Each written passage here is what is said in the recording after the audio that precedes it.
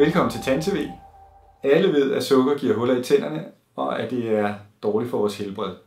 Men vidste du egentlig, hvor meget sukker der er i slik? Tandlægeforeningen har fået produceret en video. Prøv at se med her. Du skal nu til at se en fuldkommen urealistisk film om en helt ualmindelig familie fra den sydsjællandske by Sukkerbæk. Far har lige været på tanken og købt fredagsslik. Jeg har været på tanken og købe fredagsslik.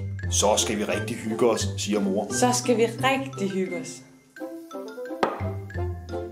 Far spørger, om børnene har glædet sig til at se Disney Sjov. Har I glædet jer til at se Disney Sjov? Det har de. Det skal være rigtig hyggeligt, så mor tilbyder børnene 41 sukkerknaller. Mor giver børnene 12,5 sukkerknald mere.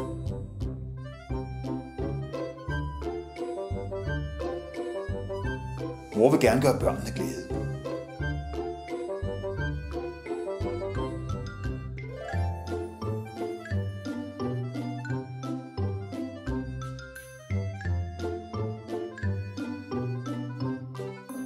Mor kommer med mere sukker og mere sukker.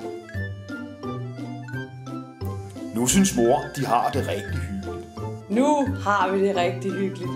Men mor, jeg troede, vi skulle se Disney Sjov. Hvis du vil se, hvor meget sukker I har på bordet derhjemme, så gå ind på Tandlægeforeningens hjemmeside.